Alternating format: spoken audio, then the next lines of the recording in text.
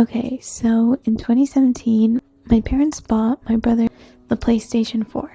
Now, my brother had initially got it to play FIFA because he was and still is a huge soccer fan, while I, on the other hand, didn't really have much of an interest in video games because I was like 9 or 10 at the time, and I simply just didn't know much about the world of video gaming and what type of video games were out there.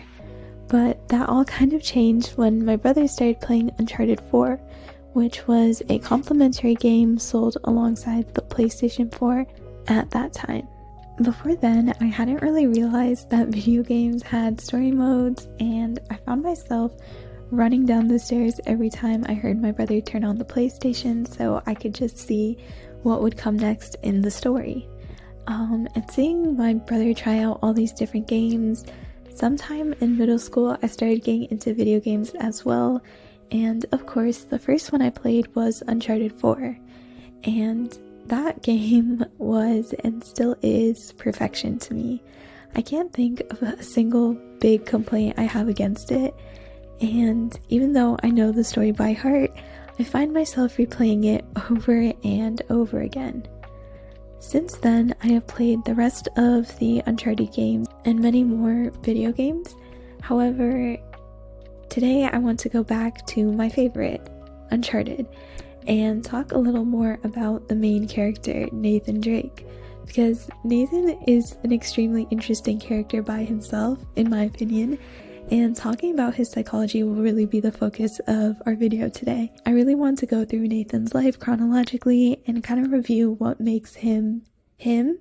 Please be warned, there are many spoilers for the entire Uncharted series of games in this video, so yeah, watch out for that.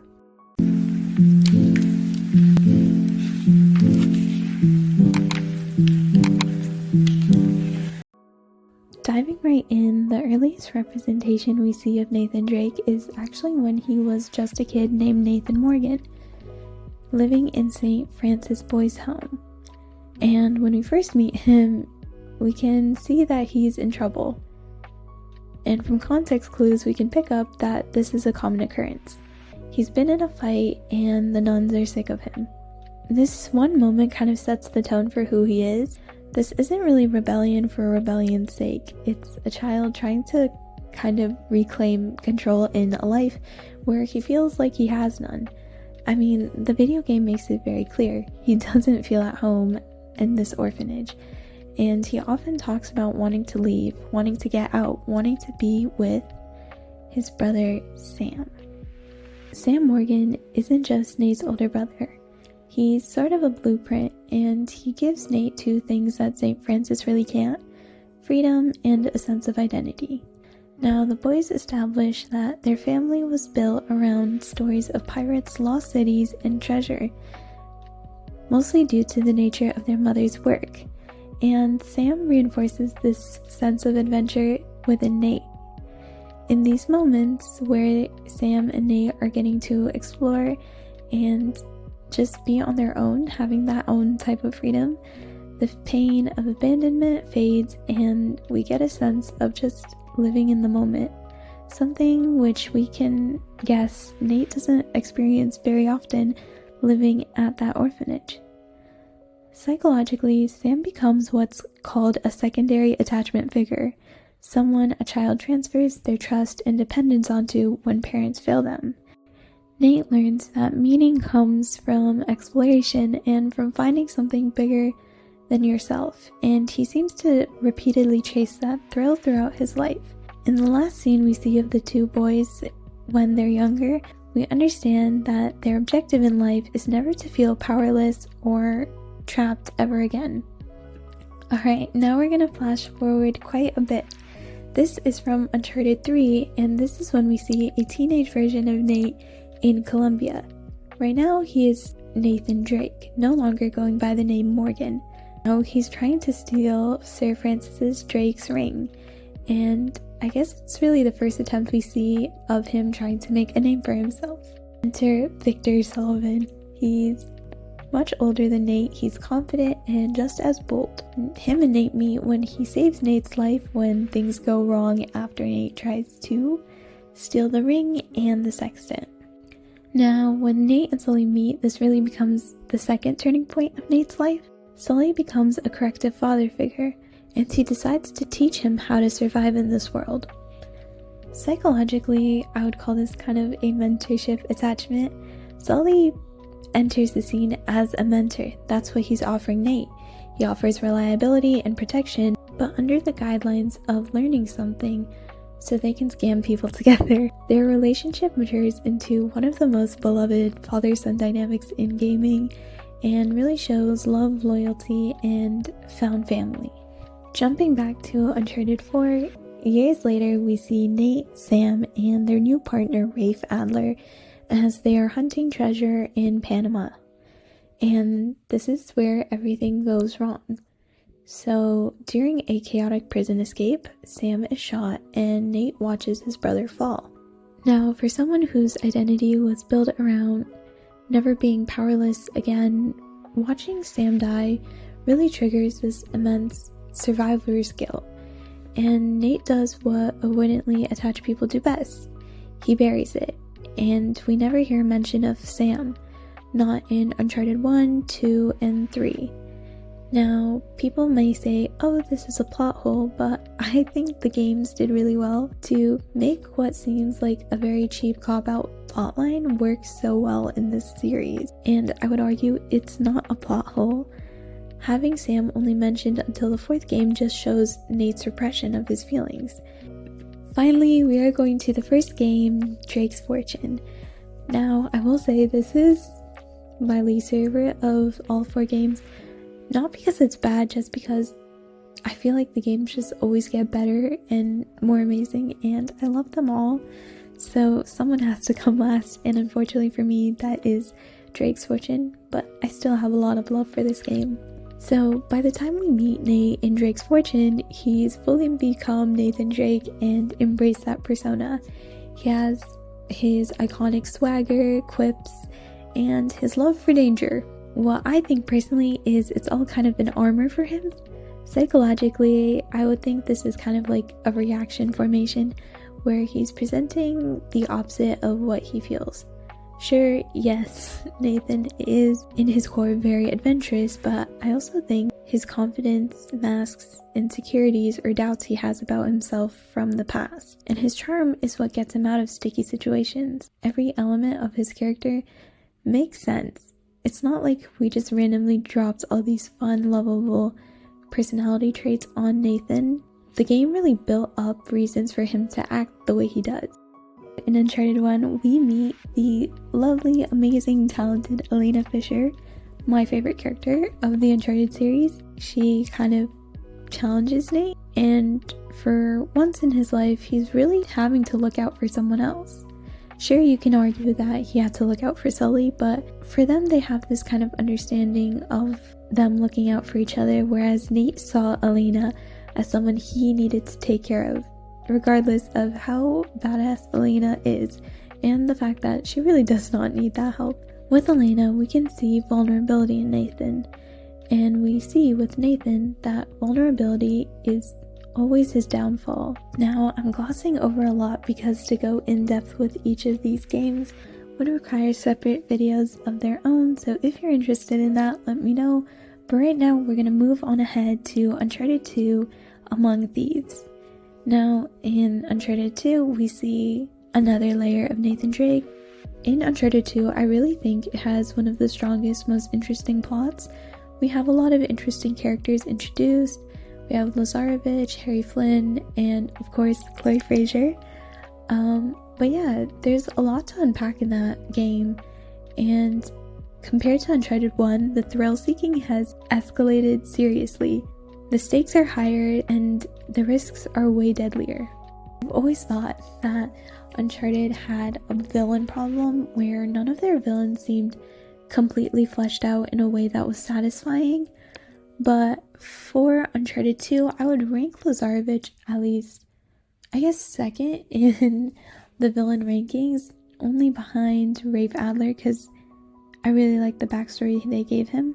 But anyways, going back to Lazarevich, he's an extremely cruel man. Elena tells us all of this. He's a war criminal And still Nate decides to go against him just to find this sapphire, which they don't know is actually a sap, but let's just go back and think from Nathan's point of view. He's chasing a madman basically across the world, fighting against him to get riches. It's a little insane, and this is where we see an obsession creep in, something that Elena always calls out with Nathan. She sees that Nate isn't just hunting treasure, he's chasing something else. Whether it be validation, a need to prove himself, he's chasing something and it could get him killed. In psychological terms, Nate is deep into sensation seeking, a trait linked both to trauma and reward circuitry.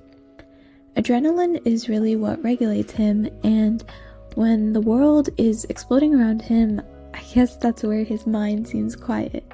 And I think that's why he keeps running towards the chaos, because peace and tranquility to him really just feels empty.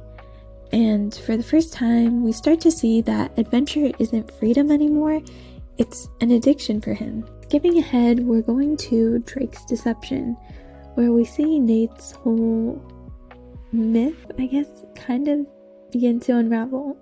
First of all, at this point, we understand that Nate and Elena have tried a relationship multiple times. Between the first and second game, we can assume that they've dated in the past. And from what we see from the scenes, we can understand that they had broken up probably because Elena was not very happy about the lifestyle that Nathan leads. And between the second and third game, we can understand that they got married due to their banter in the third game talking about their marriage. I can make a separate video about their relationship because I truly find it so interesting, and yet they're my favorite gaming couple ever. But yeah, really it's through Nate and Elena's relationship the game is able to unravel another part of Nate. He's once again in a situation where he's chasing cursed treasure, risking his life and relationships. Thematically, this is a game where he's forced to confront the story he's been living. Who is Nathan Drake without the adventure?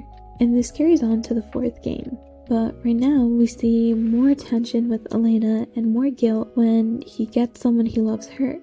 Psychologically, I would say Nate's identity is really trapped in foreclosure. He's committed to being a Drake so early that he never really built an authentic self beyond it. And I guess he's terrified that if he stops being Nathan Drake, if he stops chasing adventure, there will be nothing left for him. This takes us to the final game and the best game of the series, in my opinion, A Thief's End. And in Uncharted 4, we see that Nate has retired from the life of a treasure hunter. He's settled down with Elena, finally married, living a normal life, and working a salvage job. But we see in his attic they're full of relics from the older games, and it shows that he hasn't fully moved on. The game hints on his incontentness with the simple life he's living early on, but Nathan still tries to brush it off and say, "No, I am happy being settled down." However, when Sam reappears into his life, very much alive, Nate relapses into that life immediately. And of course, we can make the argument that he relapsed because he thought Sam's life was in trouble. But as we'll see later, is that really fully the case? And why it was so easy for him to go back to that life? Because going back to that life meant that he is lying to Elena. He leaves his home, leaves his job, and dives right back into the danger. And I think this is a case of classic self-sabotage.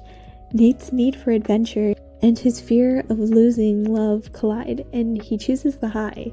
Even through all that Nate and Elena have been through, he still does what he does, and as we come to find out later in the game, Sam manipulates him with a lie about a drug lord named Alcazar, saying that he needs this treasure to save him from this guy, and Nate believes it, and not exactly because it's logical, but because emotionally it fits the story he's been telling himself for decades.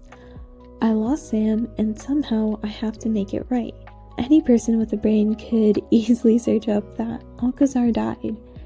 I mean, Sam didn't really put too much thought into his backstory, but Nathan doesn't even give it a second thought. He leaves his home so quickly, it's almost shocking.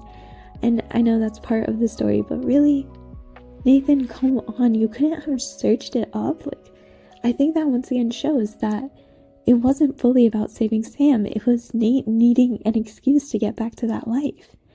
And Elena's confrontation later in the game hits so hard because she finally names what's been driving him all along. It wasn't exactly about the money, it wasn't about the fame, but it was about that thrill that Nate keeps chasing, that history, the feeling of purpose he never got as Nathan Morgan. Treasure is as good as ours. Shit. How's the Malaysia job going, Nate? Seems like you're a hair off course. Elaine, it's not what it looks like. Really? Because what it looks like is that you're searching for Henry Avery's buried treasure. And given the shoreline soldiers that are all over town, I'd bet you're not the only ones looking for it. All right, well, I guess it's kind of what it looks like. But I can explain. Look, it's gonna sound crazy. Try me. Well, for starters, this is Sam. Sam Drake. My brother. Hi.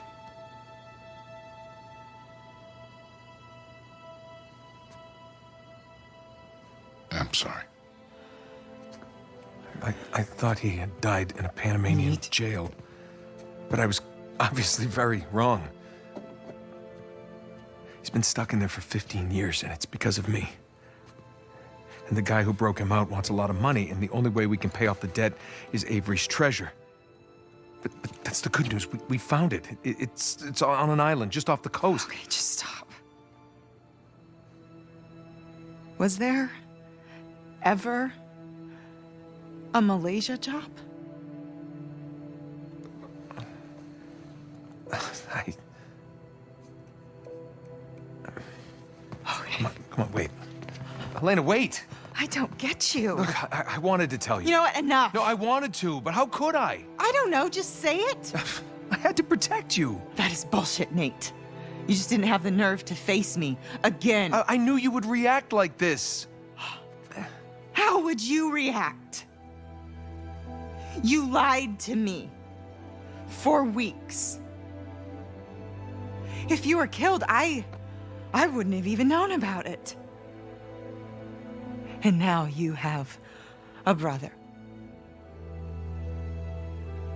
Who are you? Come on. I'm me. Come on, it's me. It's different this time. Oh my God. I have to save him. I don't even care about the treasure. The look on your face when you walked into this room.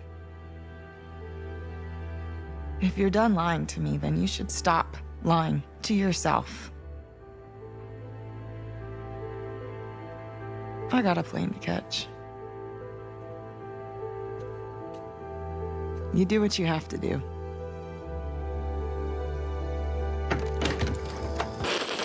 What I do love about this game is by the end, Nate learns balance. He learns that adventure doesn't need to own him to be part of him, and he can keep the relics, keep the memories, without losing the people he loves. That's an example of integration. The final stage of psychological healing. Nathan Drake's story isn't really about treasure, it's about control, identity, and learning that survival doesn't mean you have to constantly be running. He spent his whole life proving that he can make his own fate, and by the end he does. Not by finding lost cities, but by choosing to stop searching, because sometimes the greatest fortune is knowing when the adventure ends. I really hope you guys enjoyed this video. I had so much fun making it. I've been rewatching Uncharted gameplay religiously now whenever I'm doing my work for school. I love this video so much. I realized that maybe this is more of a niche topic. I don't know how many people are interested in this, but I just really wanted to make it because I love this series and this character so much. So yeah, if you have any video recommendations or anything that you'd like to see from me, please let me know. I'd love to hear them and try them out. So yeah, thank you so much for watching. Thank you so much for your support, and make sure to like, subscribe, and leave a comment on your thoughts. Alright, thank you so much. Bye!